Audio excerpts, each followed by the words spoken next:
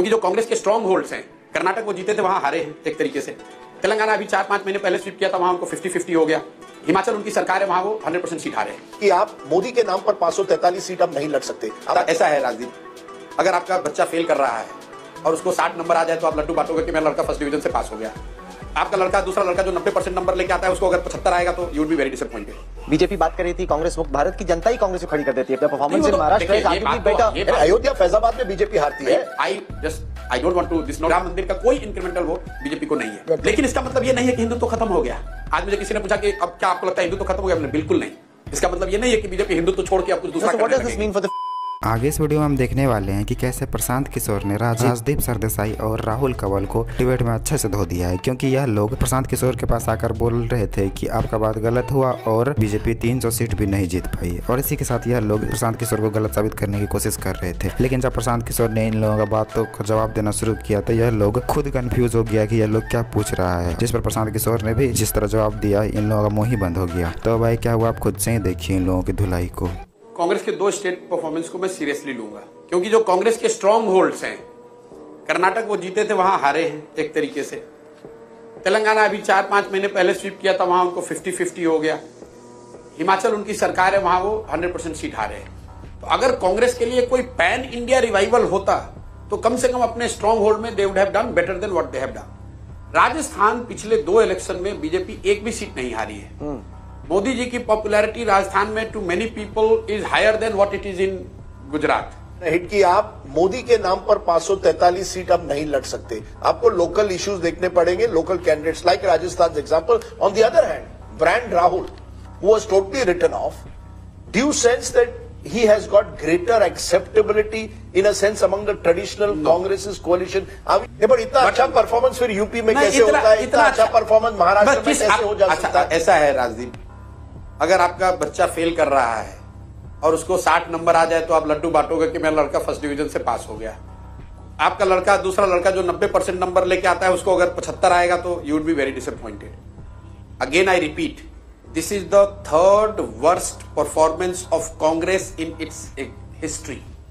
इंदिरा जी के टाइम में जब कांग्रेस हारी थी 77 में, if my memory serves me well, Congress won 154 seat. नहीं, पर यही तो होता है ना कांग्रेस का।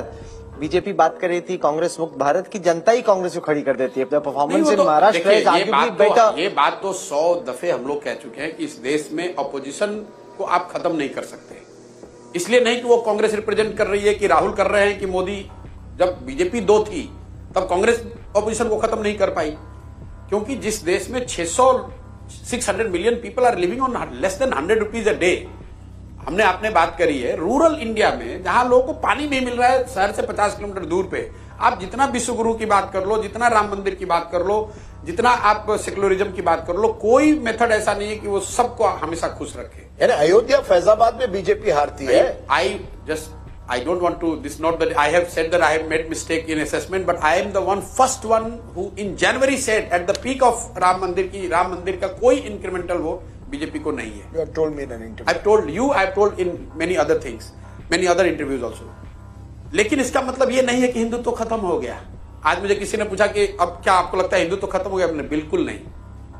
हिंदुत्व जो बीजेपी का कोर है, आप जब वाजपेयी जी की सरकार हारी 2004 में, उसके बाद भाजपा ने क्या हिंदुत्व को छोड़ दिया? अगर 2004 में हारने के बाद नहीं छोड़े तो अभी एक झटके के बाद क्यों छोड़ेंगे? I see the real danger for BJP is if they get 1 more round of electoral drubbing in coming election. तो उस पर बात करते हैं। अगर ये जितनी बात हो रही है स्टेबिलिटी, कोलिशन, इसका कोई मतलब नहीं है। अगर 240, just for your viewers to understand, भाई पिछले 30 साल में 240 एक बार नरसिम्हा राव जी को आया है। नहीं, कोई बदलाव आएगा? मोदी जी जिस तरह से सरकार चलाते हैं, यूनिलैटरलिज्म कम होगा या नहीं? जितनी बदलाव की जरूरत है वो आपको दिख रहा है। जब वो विक्ट्री स्पीच देने आए तो बीजेपी के ऑफिस से पूरे स्पीच में बीजेपी की विक्ट्री नहीं बताया, एनडीए की विक्ट्री बताया। नीतीश जी के नेतृत्व में बिहार में जीते हैं, नायडू जी के नेतृत्व में आंध्रा में जीते हैं। तो I am saying these are hard core politicians. ये टैक्टिकल एडजस्टमेंट करने में उनको बहुत तकलीफ नहीं आएगी जितना लोग समझ रहे हैं। What should people expect? और दूसरा नेचर ऑफ गवर्नेंस, ये जो लोग बता रहे हैं कि जो बहुत चल रहा है 5 दिन से कि Naidu Nitish will control, I doubt. Why? Because first of all, the numbers are not such where even if Naidu and Nitish were to leave, that is not a guarantee कि other side will make the government. So you think this government will last 5 years? No. Number में कोई बदलाव नहीं है, सरकार उनकी बनी है, आप देखिएगा सारे की मिनिस्ट्री वगैरह सब की डिसीजन मेकिंग सब उनके हाथ में ही रहेगा. PMO would be almost as strong as it was. But जो मोदी की एक इनविंसिबिलिटी वाला ऑरा था उसको बड़ा धक्का लगा है. और जो ऑपोजिशन में है, जो उनसे लड़ना चाह रहा है, उसको एक चीज आया है कि भाई स्टेट में नहीं, मतलब लोकसभा में भी इनको हरा सकते हैं. क्योंकि अभी तक क्या था कि स्टेट में भले हार जाए, जब when it is on the ticket of mister Modi everyone votes for him, so you can not defeat him, challenge him in Lok Sabha.